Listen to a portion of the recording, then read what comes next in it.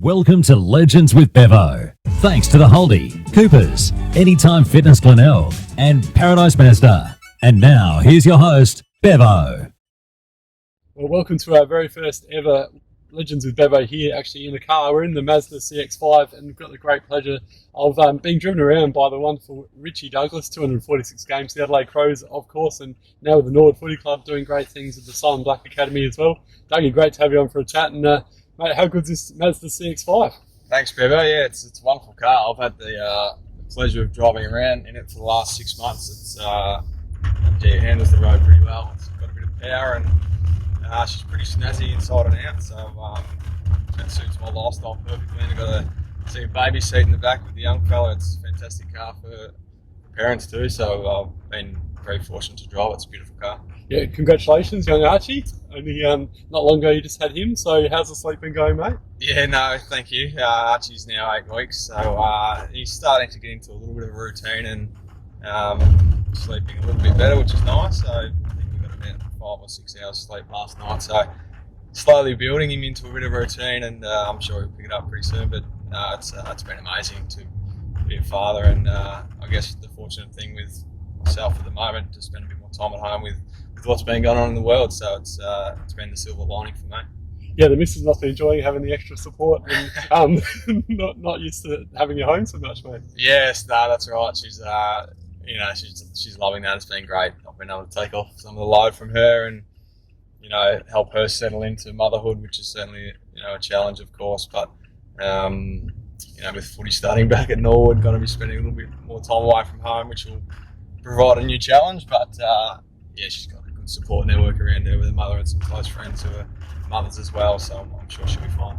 Yeah, wonderful. And this car's an absolute beauty, this Mazda CX5, mate. And you mentioned that you've got the baby seat in the back. And so I've got a mate of mine who's pretty keen to get a new car as well. So he's got a couple of young ones, just below or both under the age of 10. So you reckon they'll be able to fit in the back all right? Oh, there's no doubt about that. It's I pretty much drive, so I don't spend too much time in the back, but I've sat in the back and it's very spacious and I've plenty of room for 3 kids in the back, plenty of boot space, and as I said before, it's got a bit of go in it as well for the guys that like a car with a bit of toe. So she ticks all the boxes for me.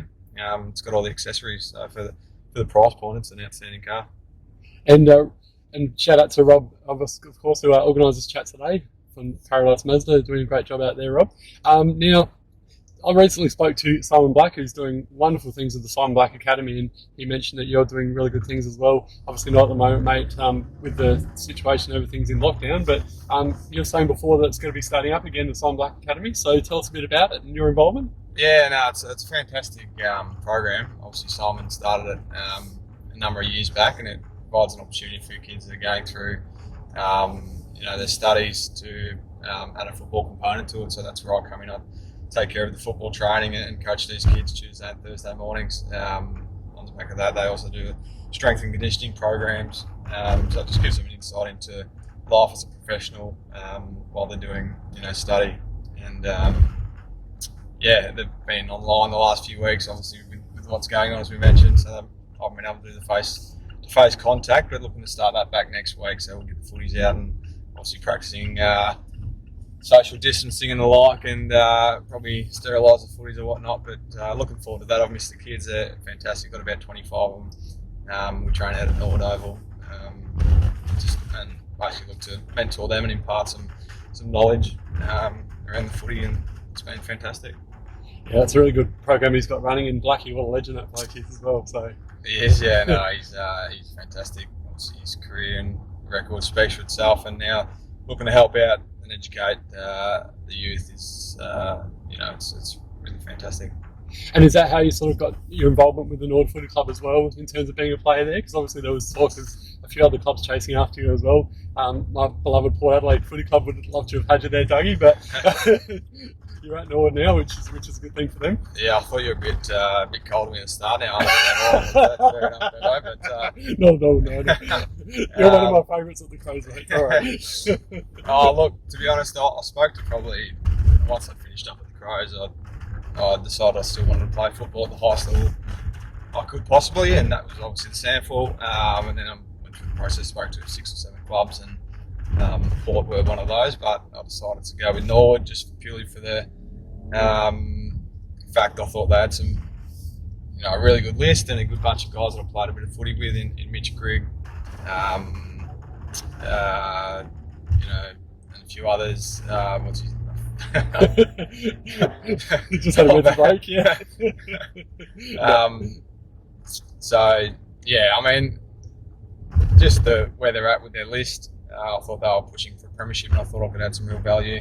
I had a previous relationship with Jared Cotton, the coach, so in talking with him and understanding where they were going, I thought it was a really good fit for myself, and I'm really excited by hopefully what we can achieve this year if footy does go ahead. I think it's a really good club, and obviously new facilities getting built as well, so exciting times for the Norwood Footy Club. Yeah, well said. And I think a lot of people are talking about they really hope the Magpies can stay in the SANFL because that rivalry between Port and Norwood is just so good. And not just that, there's so many other clubs that just love to hate Port but love to play against them, and it wouldn't be the same without them, would it?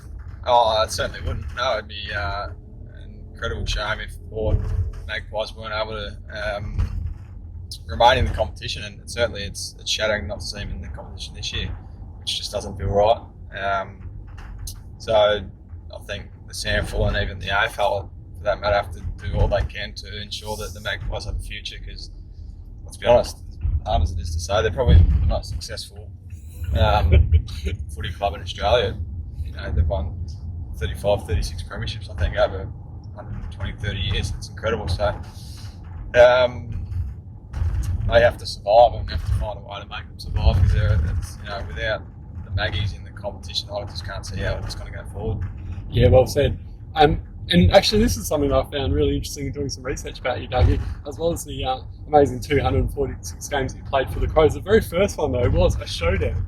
What a debut to actually debut in a showdown. What an experience that must have been like, Adelaide's biggest rivalry, and now becoming, Australia's, around Australia, everyone just loves the showdown. Even over there in Melbourne, they love it, and hopefully it'll be a Friday or Thursday night game in future years. Yeah, well, to be honest, I probably didn't realise how big it was when I first moved over. I was 18 and pretty wet behind the ears, and as you say, to debut in a showdown, I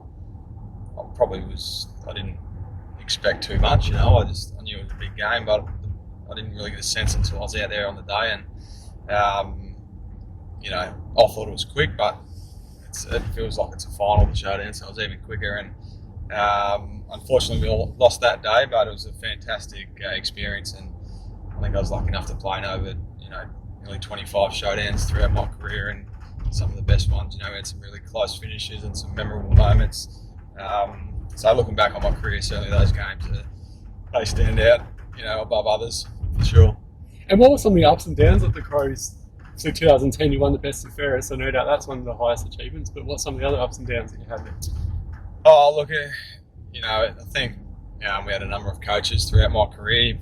I was lucky enough to have Craigie for 5 or 6 years. We had Sando, Walshy, and Don Pike. So obviously, a number of ups and downs that are well documented. Obviously, the passing of Phil, Dean Bailey as well was really hard on the footy club, and obviously the whole grand final experience was such a fantastic year and a memorable year. But then to stumble on the final hurdle was incredibly disappointing. And then I think post that, the way we handled it in the camp and all that sort of stuff was really disappointing. So I still felt through 2018 and 19 we had the list to be able to contend for a premiership, but we couldn't put it together. So I think certainly look at 17 as a waste, but I think 18 and 19 was a bigger waste as any, which was probably the most disappointing thing looking back at my career. And 2010 winning that best and fairest, that must have been a pretty big achievement for you, though. Yeah, it was. I mean, I was only 22 or 23 at that stage, and I'd probably struggled for consistency in my career early days, and for some reason 2010 just clicked for me, and I was able to have a really consistent year and play a lot of time through the midfield, and got the rewards. But I think it probably wasn't my best season of footy when I look back. I think 2013 or even 17 were my best seasons, and certainly that 2010 gave me great confidence to win the best and fairest. But certainly, that's not the reason I play footy. I take most pride out of winning the best team out award 3 times. I think that's something that I hold very dear to me, and that's something when I look back at my career I'm most proud of. Well done, mate. That's a very good achievement. Now, you're a Victorian boy, originally from country Victoria, came to Adelaide back in 2006. Was that correct? Around about that? Yeah, it would have been. Yeah, Yeah, 2005. Yeah. Yeah. 2006, yeah. Was there ever any temptation to head back to Victoria and play back there? Any clubs ever give you a call and say, Richie, here's a bit of cash, pay a bit more than the Crows to get back home? Or? Oh, yeah, there always is, to be honest. When you're a Victorian lad or if playing at an interstate club, there's always temptations. And I entertained the thought a few times, but for me, I was always really well looked after by the Crows, firstly, and I think secondly, I always felt that our list was on the verge of doing something special, and I think the way when I look back at things, 2012, we got to a prelim and lost by 5 points, and that was a time when I thought about my future, and I thought we were really close then, and we were. We had to wait again to 2017 to get close again. So yeah, I think every time I sort of thought about heading back to Victoria, I looked at the squad and I thought we're really close to winning the flag, so I thought, let's stick it out. And I always wanted to be a one club player. That was something that really did drive me, and I wanted to look back at my career, and so I did that. I like to feel I'm a pretty loyal sort of guy, and I really enjoyed the leadership side of things at the footy club, which I like to think I had played a part in shaping the culture of the footy club. So that was the reasons why I pretty much stayed at the Crows. And some of your funny teammates, I've heard that Tex Walker's a bit of a larrikin. Who are some of the other funny boys out the club, and why? Yeah, Tex is, over the journey, he's probably been the best entertainment. He's certainly mellowed a little bit, Tex, and grown up a bit. He's pretty wild and pretty random stuff he'd do when he was a young fella. But I think with the leadership and the media, I think it beats it out a little bit. So Matty Yench, back in the day, was quite a character. He was good fun. But as a young fellow at the footy club now, you'll hear a lot more about in the years to come. Ned McHenry, he's a very funny man and a very strange man.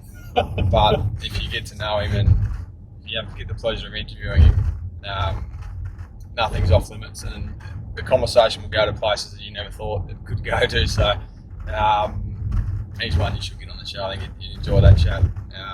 But yeah, Ned McHenry's he's going to be a great young player, and he's a funny young man. Love those sort of guys. We need more of those characters, Dougie. So yeah, that's it. They're the players that make footy clubs, aren't they? So absolutely, and we spoke about this off air before. That's one of the best parts about your mates and just enjoying footy. I've had 20 plus years of playing footy myself at different clubs, and yeah, that's the friendships you got for many years to come. That's the best part about it, isn't it? Oh, it is. Yeah. It's I got some lifelong friends out of footy, which is fantastic, and talking about not leaving the Crows, that's certainly one thing that draws you or makes it hard to leave, I should say. Your friendships and the relationships you build at the footy club, that's the memories you get. Obviously not winning the premierships is disappointing, but I think over the journey, your friendships are what you treasure most in life, and particularly I've got some great ones in the footy club, and we've got know their wives really well now and their kids, and you get to share that with my wife and my kids, so it's pretty special.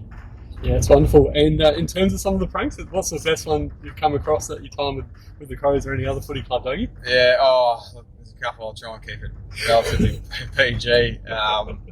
Obviously, there's the old standard gag with the locker and putting stuff in there that shouldn't be in there. But I think one that stands out was there was a no parking sign right out the front door where you'd enter the club, and obviously you can't park there, but Tex just thought he was above everyone else, and he would constantly just park there in this no standing zone and lock the door just because he was lazy and just wanted to get in easily. So the boys thought it'd be a good idea.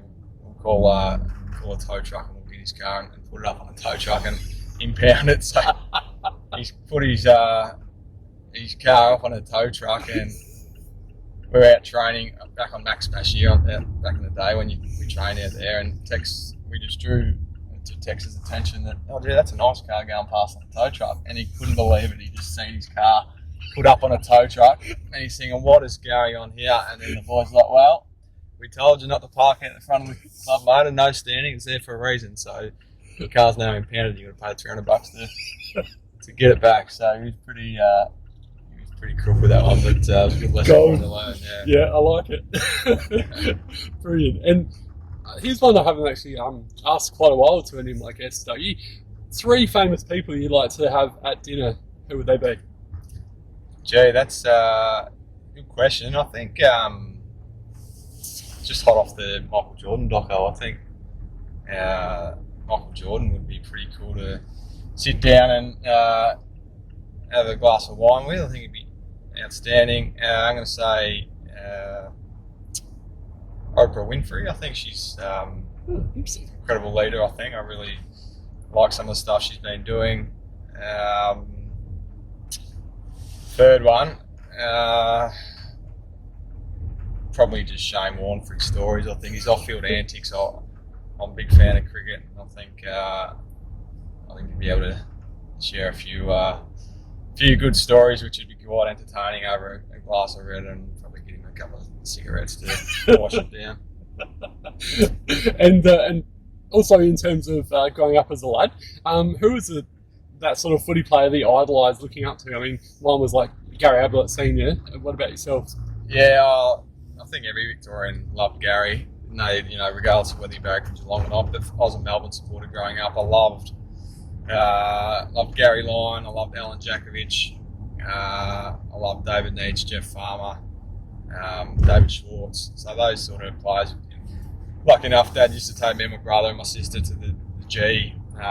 Half a dozen times a year, and I just remember, walking up, and you'd get up and you'd see the ground for the first time, and you could smell the grass. It was just magic, and I think ever since those moments, I was probably only 3 or 4. I just wanted to play footy, and it was probably just from going to the MCG and smelling that grass and watching the D's run around. It was a magical moment. So that ignited my passion for footy, I think, and not too often they won a game of footy, but somehow every time we went, they seemed to win. So I think Dad used to just pick the games where he knew we could. So we used to often go watch Melbourne play Fitzroy or Brisbane Bears or teams like that back in the day. So thanks to Dad, we got to see him win a little bit with that. He probably ended up winning 8 or 10 games a year, so he done quite well there.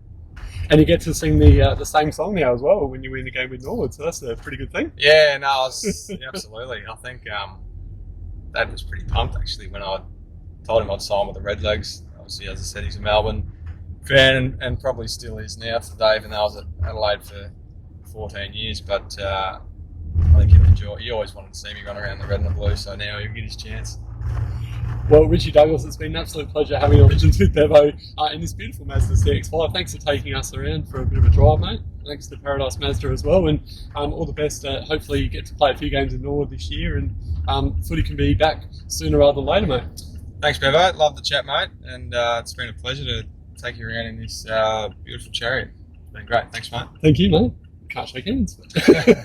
Well, everyone said. Good stuff. Legends with Bevo. Thanks to the Holdie, Coopers, Anytime Fitness Glenelg, and Paradise Mazda.